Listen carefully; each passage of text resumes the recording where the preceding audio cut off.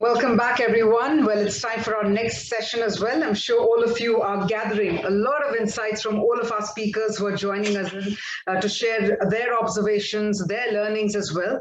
And with that, let's move forward towards our next panel discussion. And I think this is a very pertinent topic because when we look at the kind of impact of the pandemic, the COVID-19, especially when it comes to the manufacturing activities and supply chains alike, the normality of the lockdown has definitely affected this particular industry, disrupting the overall economy.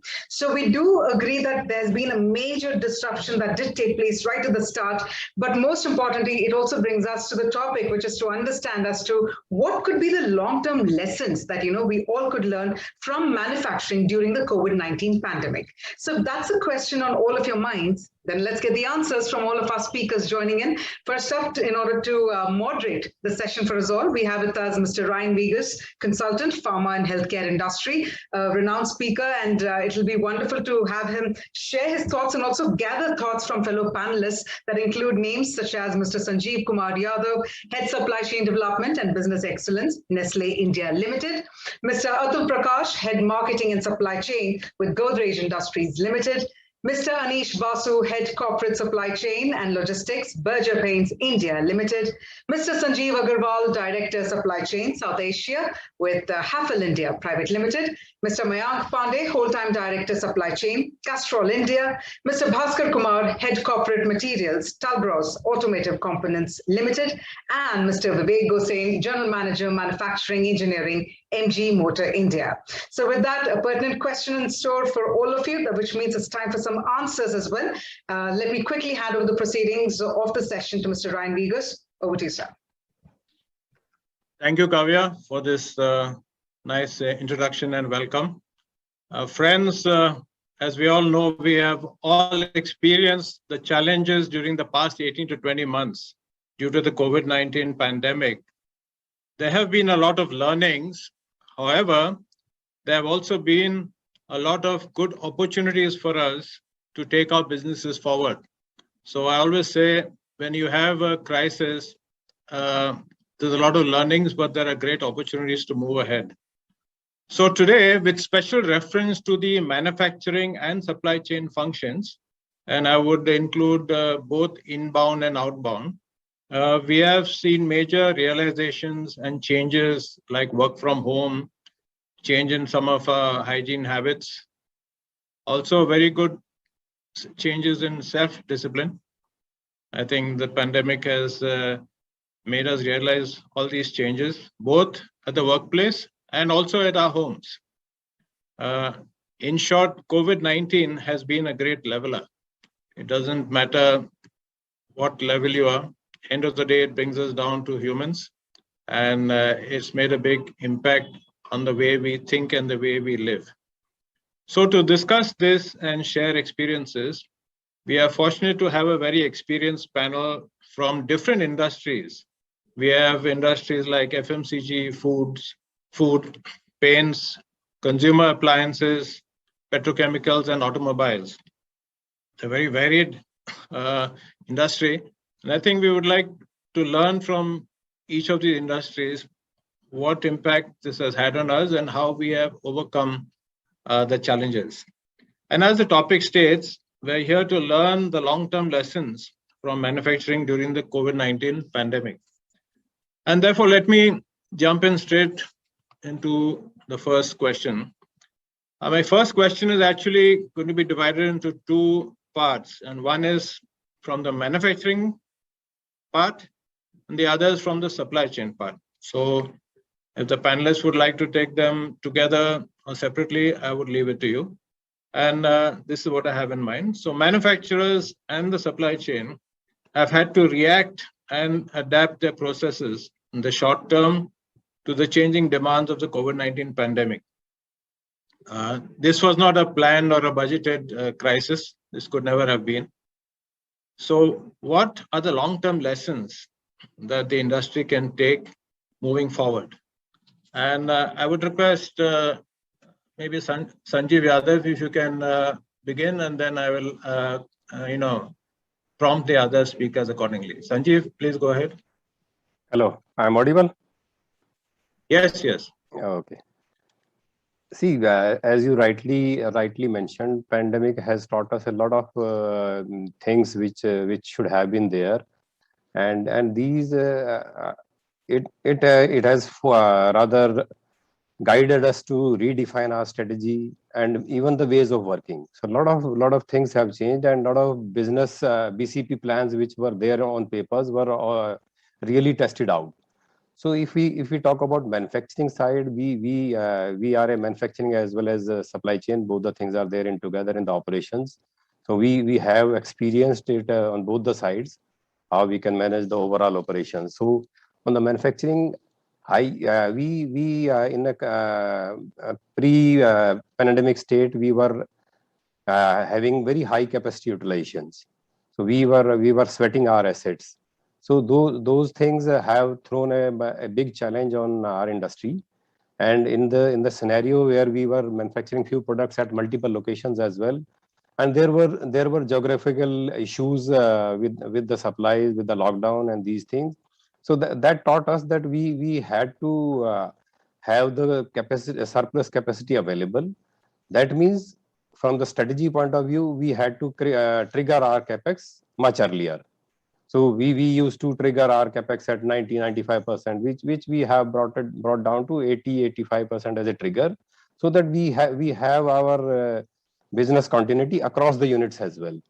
So on the manufacturing side, the capacity part was totally redefined, and we redefined the strategies for those capex. And on the network part also, there were with the pandemic, there were labor constraints, there were supply network issues.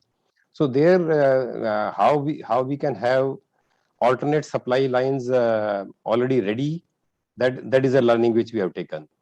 So triggering the capex on manufacturing, then alternate supply lines. These are the learnings which we have taken, and these are going to sustain in future, because this is a good learning which is there. And if I talk about supply chain, in the current context, we were having a lot of import dependence. There were geographic suppliers which were there. So these challenges have come to us, even on customer and consumer expectation. There were different buying channels, which was a challenge. Planning and forecasting has become a challenge in this uncertain scenario. So learnings which we have taken on the supply chain part is basically how we can have our supply chain uh, channel wise planning separately, because few of the channels were growing very fast, few channels were not. So those was on the planning part, a long planning. On the logistics also, there were disruptions, so alternate modes of transports are already seen. And how we can leverage the technology to get the benefit. So these learnings are going to stay, and these are the good learnings which we have taken.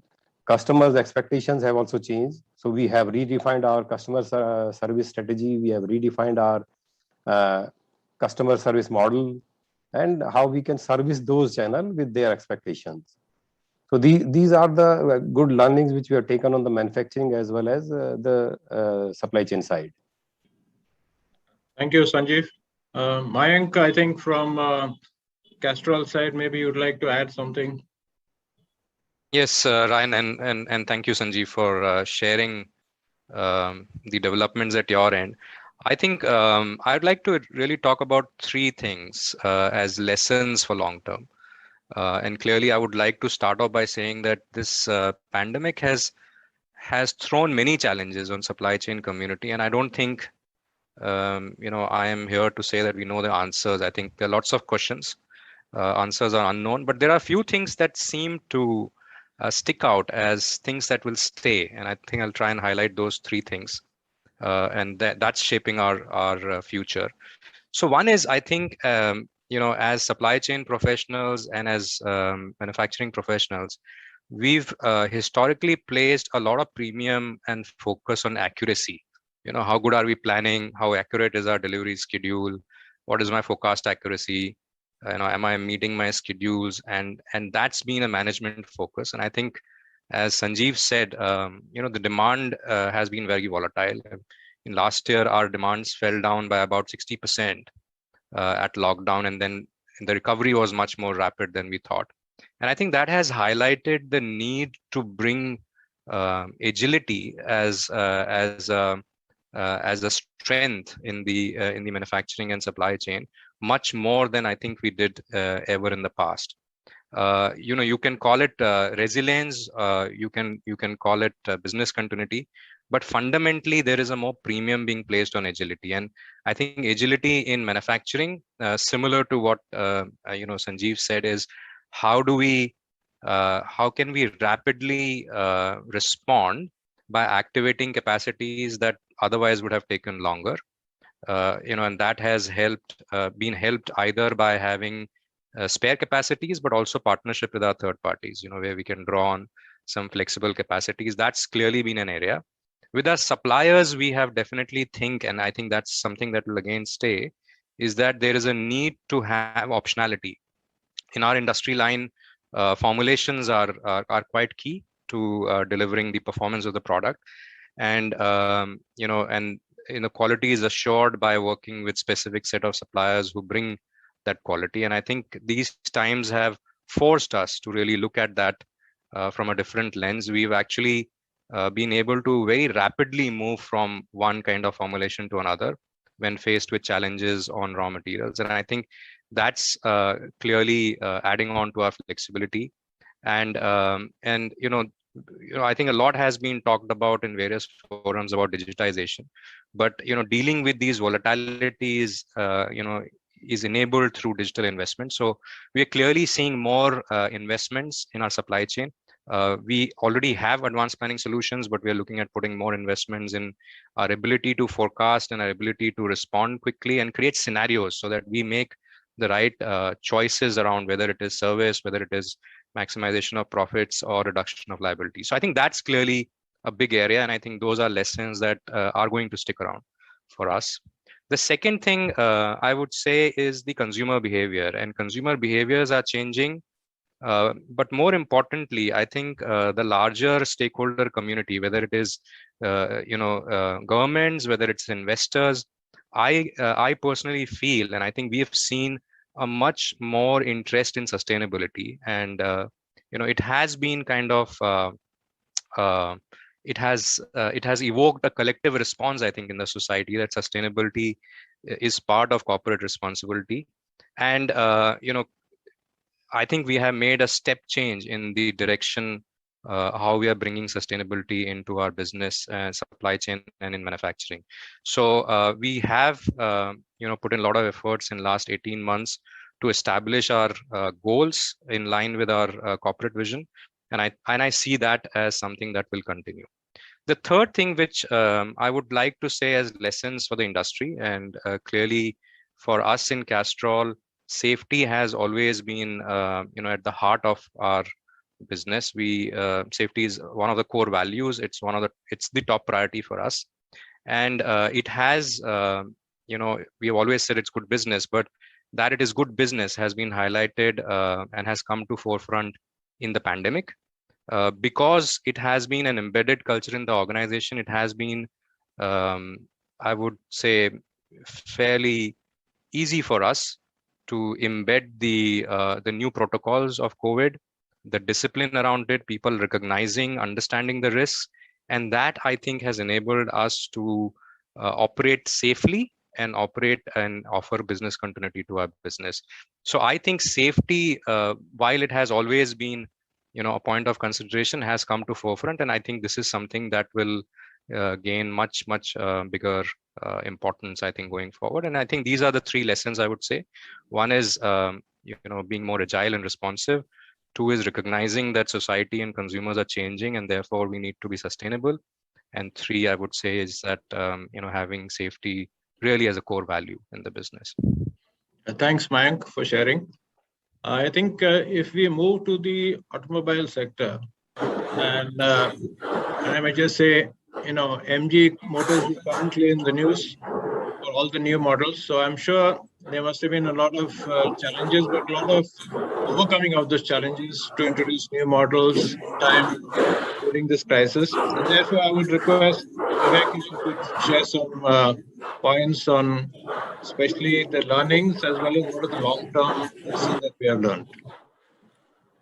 Thanks a lot, Ryan. My comments would resonate to some extent with Sanjeev and Mayank's. But yes, automotive being a different industry of sorts, actually, it's been a big challenge. The supply chain has been and is still a very big challenge to us right now because say about 15,000 plus parts going into various models inside, the vehicles that we build. Supply chain has been our big concern, and to add to that, the chip shortage, which is a talk of the industry or the world. We automotive industry is one of the biggest hitters on the chip shortage front. So while we talk about the capacities, about the working pattern, it's the bigger issue right now for us is to have a sustainable supply chain, because in intermittent scenario when we used to have a fixed supply chain mode of sea shipment, right now it is so greatly impacted. The cost of shippings have gone up, and a lot of chartered flights coming in just to make sure that we are barely able to build some numbers on a monthly basis. So some of the takeaways which I would say is basically to review our inventory levels. Because of our peculiar way of working, we have revised our strategies, we have rescheduled our kits on the positive sides. That means on the higher end of the inventory, where on the ones which are required on the fast moving variants as compared to the slow moving variants. Another strategy that we have deployed is in terms of the contribution margin that we get from different variants, because with the high increase in the supply chain, the container cost, just for an example, which used to be say $300 to $400 per container, right now it is operating at anywhere between $3,000 to $4,000 per containers. So in that scenario, our entire dynamic of the costing has gone haywire. So we are also focused towards building those variants which are profitable at this point of time. Second, I would talk about the impact. Another impact is basically on the warehouse management because of unplanned inventory. So what, as Mayank was talking about, we are revamping our warehouse strategy. We are increasing our warehouse footprints so that whatever uncertainties are there in terms of materials, so we are able to manage them, because paying a damage to large number of containers is a very big expense as such. And I would say that from long-term perspective, we should look at the safety part very carefully. Also, we need to look at the availability of skilled manpower part, which also initially hit us very hard, because with the pandemic coming in, we were hit with the skilled manpower's availability. So we have really taken a lot of steps. We reorganized, we reduced our shifts, and we reorganized our working pattern, or aligned better with our sales and marketing teams to make sure that we are supporting the end customer requirement on a sustainable basis. So I mean that's what is my take on this. Thank you so much. I'd like to move on to another question, and maybe I direct it to Mr. Bhaskar Kumar. What aspects of using data automation, reporting faults, and the use of digitalization practices irrevocably changed for the future? Yeah, digitalization has given a big support in terms of ensuring supply chain availability in automotive sector, because here we are forced to decide what nice to have to convert it to must have, so that the business strategy goes on well, and transparency of the data, better communication with end user, supplier, and corresponding business partners, so that there is no in between gap of complete supply chain, starting from raw material manufacturer to end user at manufacturer's place, and at the same time to the end user's place. So rightly, Mr. Vivek had said that inventory policy modification, that is again through digitalization process itself, and risk mitigation towards tier 1 to OEM. That is again a part wherein production should not be stopped, and digitalization to improve so that in future there is no no unforeseen circumstances comes into the picture. That is my take on this digitalization. Okay, thank you so much. And maybe I'd like to move on to another aspect, and that would be maybe I'd like to address it to Atul from Godrej. So, what do you think are the most successful strategies and approaches that businesses have been able to efficiently implement in response to the pandemic, and how can these be transitioned into long-term strategies? Atul? Yeah, thank you. I represent chemical industry, and you know that chemical industry was investing for a couple of decades highly into automation anyways, okay, because it's a mandatory safety requirement to run the chemical plants. Okay, but still you see that remote working or working with very less workforce was still not prevalent, okay, in spite of having these automations. So what this pandemic definitely taught us, okay, because it was forced upon, okay, that we have to work with almost less than 30% of the people, because that was what was allowed in the beginning phase of the pandemic. How can you run these operations safely with a bare minimum people at the site? I think that mindset change which started evolving because of this pandemic, and I think this is the something which has created foundation for the future, which we should build upon. So obviously we identified few of the things which we could operate from remote, and for something some operations we had people at the site. But what is coming out is that it was possible, and it is possible to continue like that even now, when it is not mandated, without sacrificing the safety. Obviously, there are few small gaps which were identified at that time, and that's important to upgrade yourself, your automation to that level, so that these type of things can be handled well. The second part, which obviously is very, very critical for any industry, independent of whether we are chemical, automobile, and many speakers talked about. The pandemic has definitely also brought in focus about the agility, flexibility, and the quick response. Okay, I think the era of monthly plans or annual plans were absolutely got shattered. Okay, and a time there was a small time when you were looking almost daily. Of course, it has stabilized to a large extent, but the speed at which the demand came back was also quite rapid, and so it has brought into the focus how we make ourselves nimble and can respond to the changing needs. Okay, so what is certain today is volatility. Yeah, I think that's the only thing which we can talk with certainty, and the entire supply chain has to be ready to take care of this volatility. Another thing in the manufacturing as well as supply chain setup happened was, the just in time, which was very prevalent in our type of industry, had to be relooked.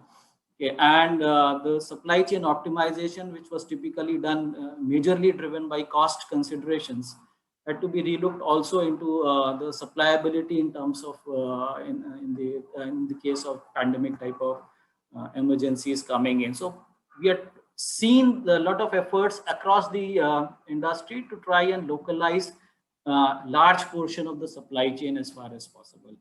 And that is not only opening up the opportunity for different manufacturing within the country, at the same time also allowing you to look at your supply chains where we were highly import dependent, and they were disrupted during this time. So how do we can bring the localization element? And another important angle is also to look at the sustainability. The word which is talked about is supplier sustainability. Look at supplier many times. Okay, a small disruption at their end possibly can take your supply chain for a toss, and hence a transparency in the supply chain is becoming extremely important. And needless to say, the safety, which has always been a cornerstone for particularly for chemical industry, will continue to do so. So doing these all changes and ensuring that safety remains at the best in class levels. I think that's the learnings for the future. Thank you, Atul. I think Anish, maybe you can also share your experiences with respect to the paint industry. I don't know whether even contracts in between stopped, people couldn't come to work. So I'm sure paint industry is also, besides manufacturing paint, your customers also heavily people related, because painting is done by people. So it must have had an impact on your supply chain and maybe manufacturing. So maybe could you share some of your thoughts on this topic?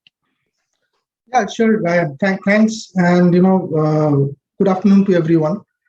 Yeah, so every dark cloud has a silver lining. So there were issues.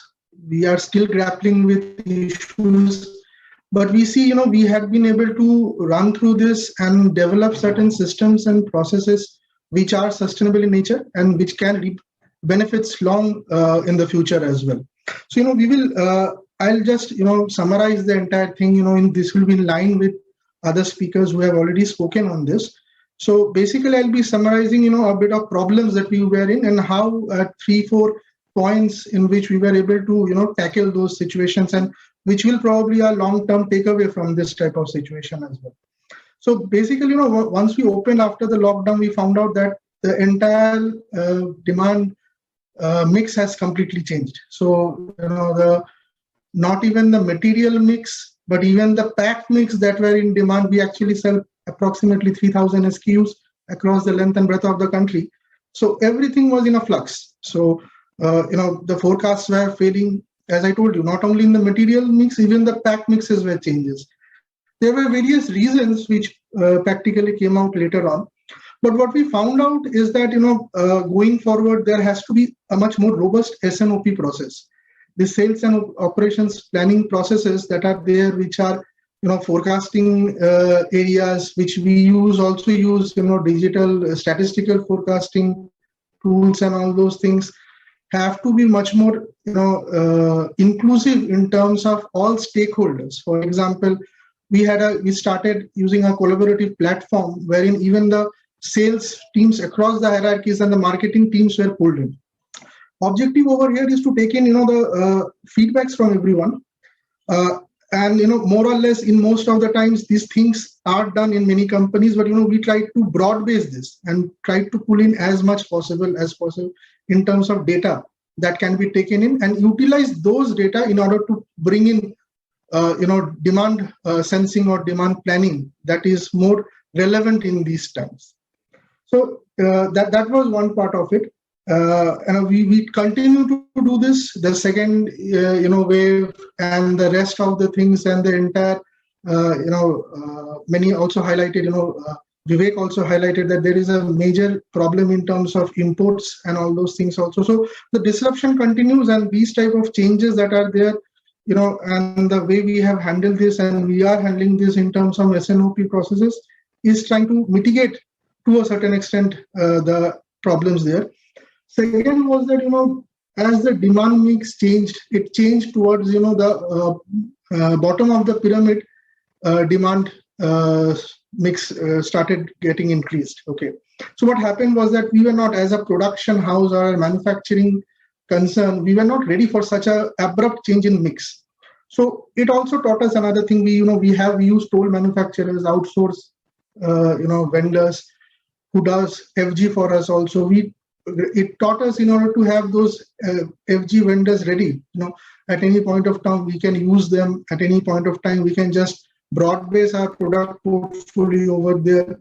And we have utilized those experiences across the board, and we are utilizing it right now also. It helped us to scale up certain products which are probably low tech but high volume commodity products quickly, and it probably will help us further going forward. So that's another big thing that we thought can help us, and we have continued with that. Another was that procurement. So in the procurement front, so in the paint company, a big part is crude derivatives and all those things.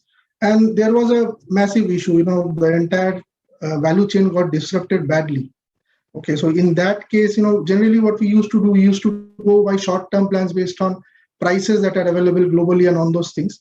And we thought that it would be prudent to take a turn towards, having our recipes and formulas, we are very recipe-driven and formula-driven, industry. And we thought that rather than delving upon certain imports, let us tweak our recipes itself in the way that it are more indigenization and more domestic materials and raw materials could be utilized. So that that not only benefited us at that point of time, even benefiting us right now, when, as Vivek and many others has already highlighted, the imports and the consignments and the shipping consignments has not totally gone out haywire. Okay, so and fourthly and lastly, I think the new product introductions. The industry paint per se introduces a lot of new products every year, and we had a lot of plan throughout the year of introductions. Though they got disrupted a bit, but we didn't totally shelve it.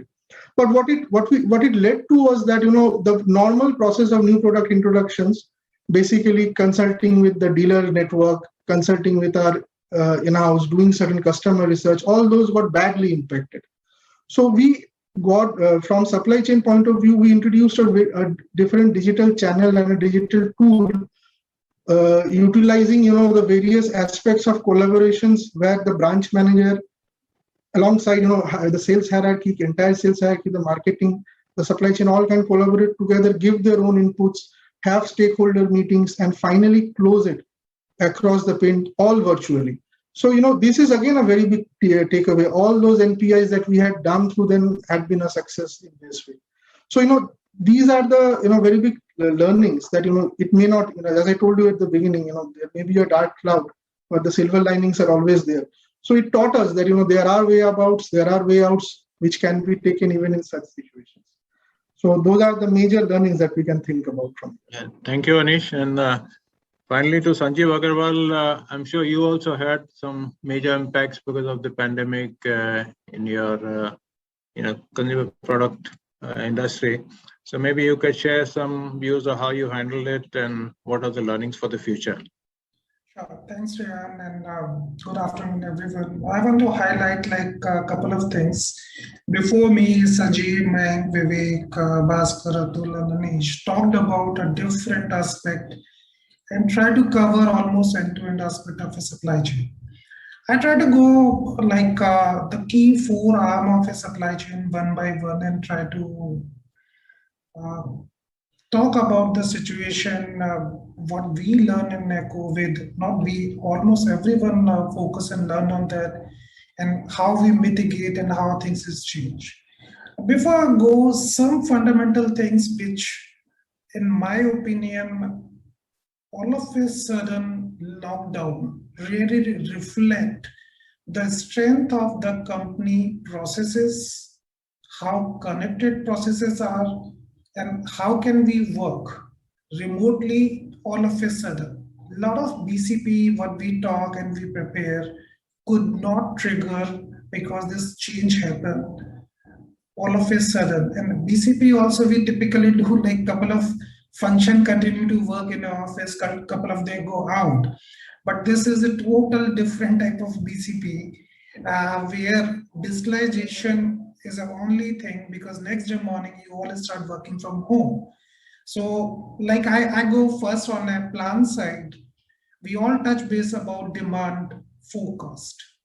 No one know that how the demand will change. First 2 months, no one have a clue how the market will perceive. You have a different opinion in the marketplace. Demand came back all of a sudden. I talked to a lot of my friends. None of them could not predict about the demand. So few things we all need to focus to learn. Historical pattern also fail because there is no pandemic. Sales input a lot of time is incorrect. So the core onus comes on SNOP process, also talked about how to plan in such a situation where no one is sure about that. So we need to focus and collect a collaborative way using a historical plus futuristic or the company business plan and need to keep it. One more important aspect when everyone or all CFOs say you should reduce inventory. I think all of us have this constant challenge, and every month mirror is shown to all of us. Oh, you're sitting on this inventory, you're achieving this inventory turn. During this pandemic, a lot of us learn if you're sitting on more inventory, you are more relaxed. Your blood pressure is not increasing because enough is in back of your warehouses you can sustain for a long time because everything is standstill. Even Indian custom is not clearing the port and all this thing. So first aspect, learning on a demand, we need to rethink about, we learned, we predicted, maybe a SNOP guy done in isolation, talking to someone on a phone. You may not running the face-to-face meeting for such a long time, but still you predicting means doing that. Second aspect comes on a sourcing. From where you sourcing? Till now, everyone try to go to the lowest cost country sourcing. I think during the pandemic, the global understood, and now almost every company is working how much you can source within your own country, where you are operating or your manufacturing. So this is a paradigm shift. Earlier, I think all of us face, oh, let's go to China. I think all of us go at least a couple of times in a year to China, look out the cheapest source. But all of these thought processes have changed. So we also need to have the right mix. Second source, maybe China plus one, which is the biggest drive right now across all the company. So sourcing practices need to be changed, need to review. You may not need always the cheapest or the lowest landed cost. You need to consider the continuity or the risk factor also in mind in the sourcing, not to post the biggest good number and get a saving on your scorecard and on your reflection, but you need to consider sustainability aspect also of that. Similarly, we talked about make, we all talked about manufacturing disturbances, manpower cannot come, automation in the whole process into that, seamless data transfer into that. So that's a key, like integrating one set of a data from one source to the other source, how connected your processes are, how seamlessly you transferring information in a fastest manner from one leg of your business process to the other leg into that. So these are all learning. Digitalization, I think, also talked about is a key things, but in my opinion, digitalization we all talk about alone cannot help us. We need to have a connected information flow. Data is there in all the company. Tons of the data is there, gigabyte, terabyte data is there. How you draw a meaningful influence from that data? That's a core for that. How proactively you take action on that. So these are the things we need to look into that. And the last leg of that, the distribution also on that. No one know about how we transform the distribution, either working in the warehouses or delivering to the end customer. So these are the key things where we all constantly need to learn. I think all the company able to sustain during this pandemic. So that's good part. I think it's shown a gap in the processes also without hiring any external consultant from the market or the management consultant. During these pandemic time, we all learn where are the gap in our organization. Now we need to pick up these areas, need to connect our supply chain for a seamless execution to having sustainability and flexibility to serve the customer better in the future. That's my take on that. Thank you, Sanjeev. I would like to move on to a little different aspect. Maybe I'll request Vivek to take this question. So Vivek, what do you think manufacturing leaders should do to optimize their productivity and operations, especially during a health crisis? First of all, I would like to say that if we talk about the health crisis, first step that we need to do is we need to make efforts to reduce the health crisis. So basically, we need to have a robust healthcare policy. We need to have, like, for example, if we talk about pandemic, we have a very clear approach towards vaccination. As we speak, 100% of our employees are 100% vaccinated for the first dose, and more than 75% have taken the second doses. So basically, we need to make sure that from health perspective, we are careful and sensitive to the health condition of people, and make sure that if somebody is unhealthy, he is not coming down, so that the spread is not happening. So this is the first step which we need to take care. Second step is on the skill level. On the skill level, I would say that we must multi-skill the task force. That's important, because in case there is a, say, health crisis where the people are not able to turn up to the company, we can still sustain the operations, maybe at a derated rate, but still we will have a business continuity. So this is what actually we have done when we were coming back from the lockdown. This was one task which we had on hand, where we focused extensively into multi-skilling of people and sustaining our operations, splitting up the shift so that people are not in close contact with each other, people doing double the job so that the social distancing is there. So things like that. So we need to do that.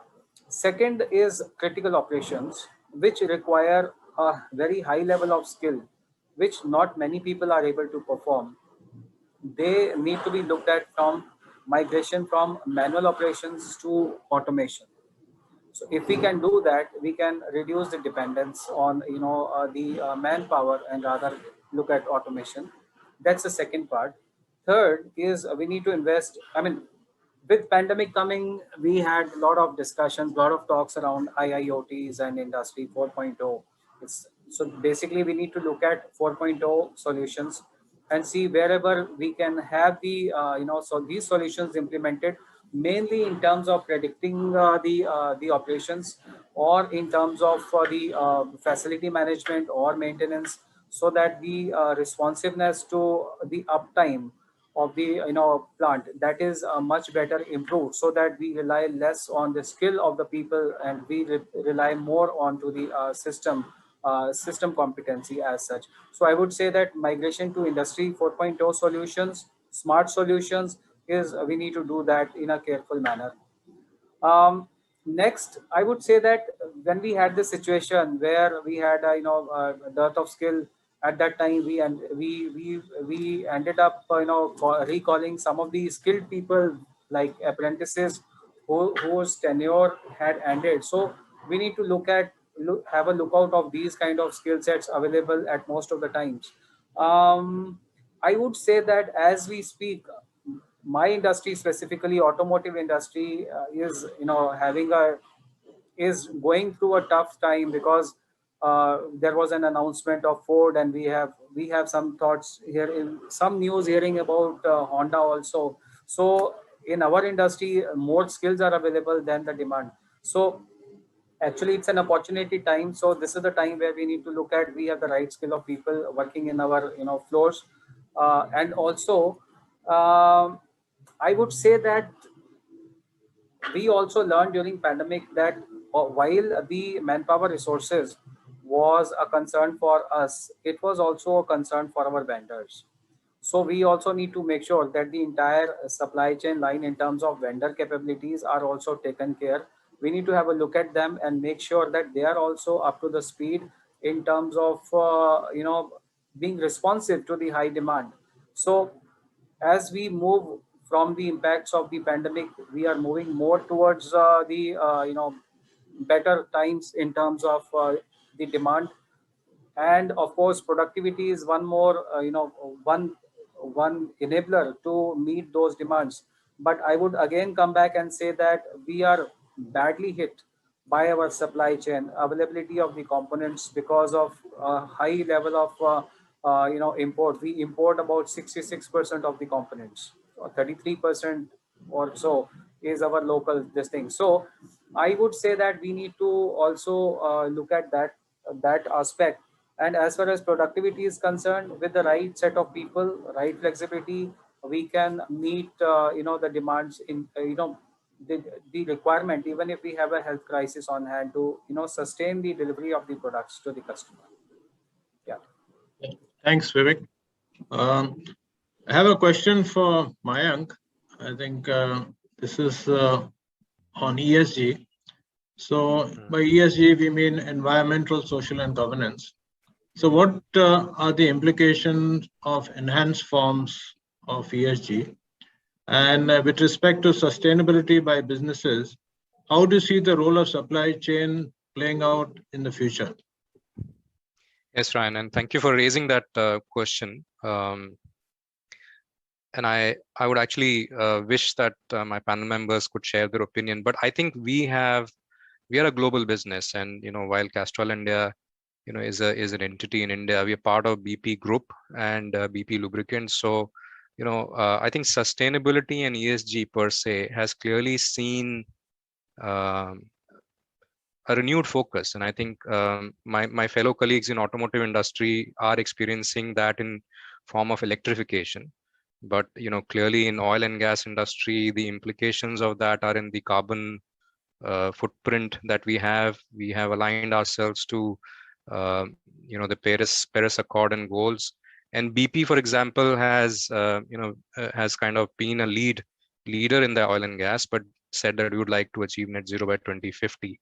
Equally, I think in other industries as well, whether it's consumer goods industry, where resources are being consumed, whether it's water or other forms, I think being an ethical, corporate citizen, or ethical capitalism, as it's now being called, I think is definitely gained a huge momentum.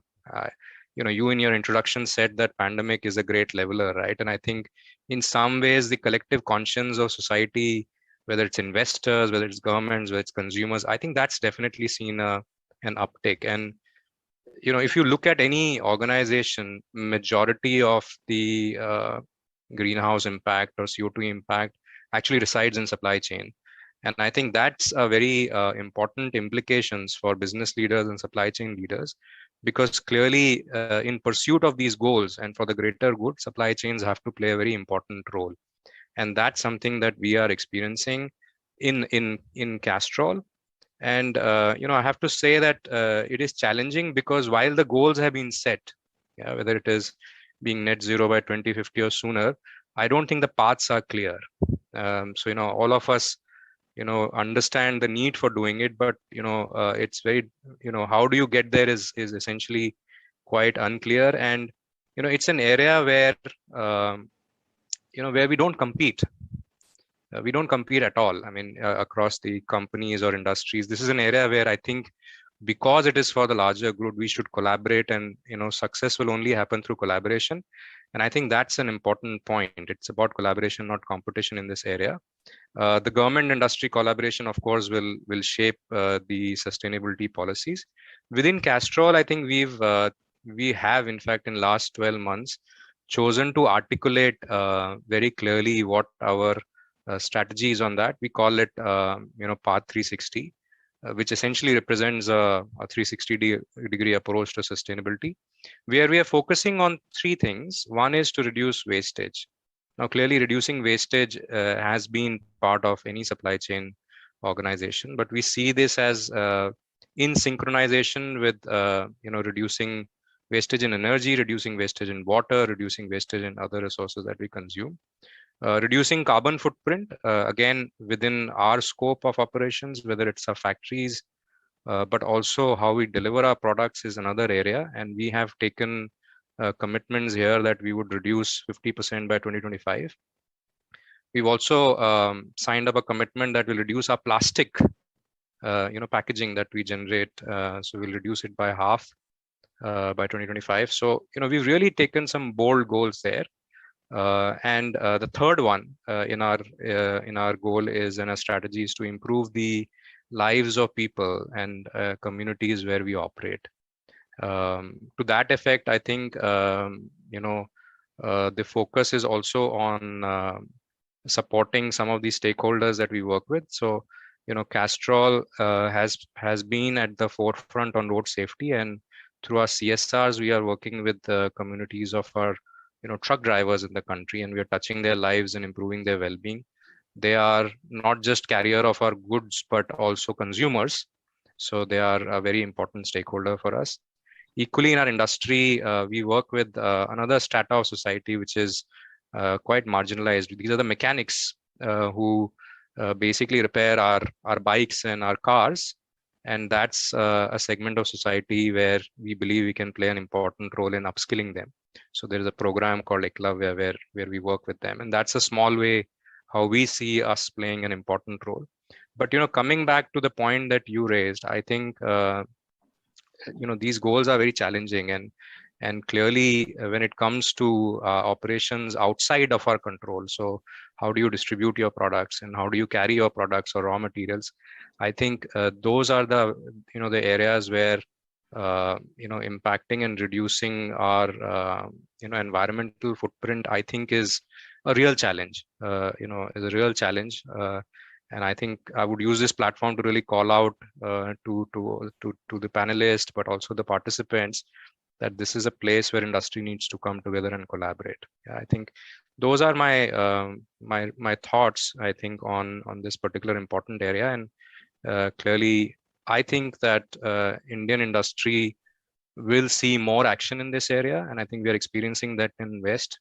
And I think it will be become quite a big topic.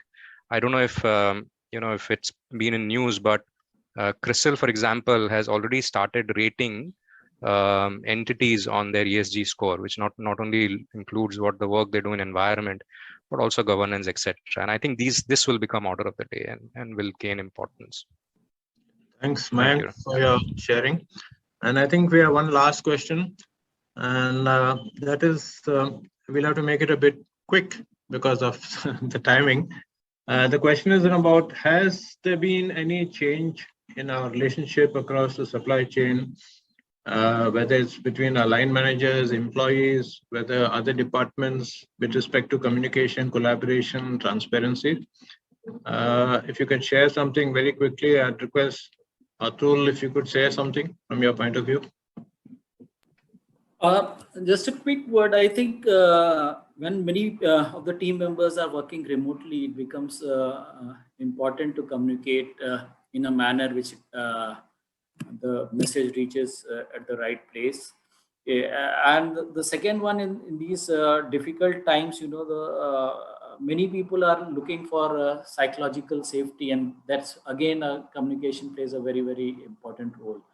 I think one of the important thing which worked across the industry was where industry was able to give the message that, listen, this difficulty is short-lived and we all are together, including our contract workmen. I think we had made sure that they are getting their wages, they are getting their employment, and it's continued. I think these type of communication channels, the transparent and providing the psychological safety is extremely important in these difficult times, and that should continue.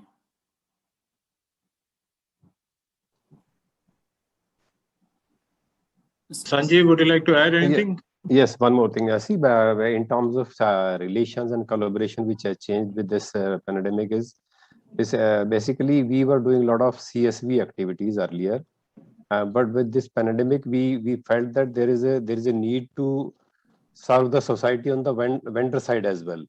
So there also we during this pandemic, the economy was very difficult. There was businesses were stopping. So we supported our milk farmers, and then we supported the MSME vendors as well. We released their payment much in advance, and then we supported them in all ways so that they will be loyal with us for days to come and years to come. And that's how we have. And this is a big learning that we need to. Mayank also touched upon. We need to serve the society where we operate. And that was earlier being taken as only the CSV activities through corporate affairs team and the other section. But supply chain has chipped in terms of supporting the society, other than the donations which were there through the CSV activities. But how supply chain can support the vendors, MSME vendors, plus the farmers, that is a big learning, and we need to sustain this in the future to come. And even on the customer side, the digitalization has brought a big change in terms of transparency of data. Because we need to be transparent with our customers. We need to be transparent in our transportation system, how we can create a visibility to the customers. So their digitalization has helped. But in terms of serving the society, it is a need of hour, and supply chain will continue to do that bit. Thanks, Sanjeev. Thank you. I think we have to close this session. Actually, there was a question from the audience, but I think during our discussion, the question got answered. So I'm quite pleased that we managed to bring it within the scheduled time. I would like to take this opportunity to thank all of my co-panelists for sharing their time, their knowledge, their experience, their expertise. And I enjoyed moderating this session. Thank you so much. Thank you. Thank you. Thank you. Thank to all you. fellow panelists. Thank you. Thank you. Bye. Thank you. Thank you very much, Ryan, for beautifully spearheading this session. And thank you indeed to all of our panelists for joining us this afternoon and being part of the summit, sharing your learnings, sharing your observations as well. Thank you once again for joining us. And with that, ladies and gentlemen, it's a wrap to another enlightening session for all of you. And with that, what we're going to do is march ahead, because it's also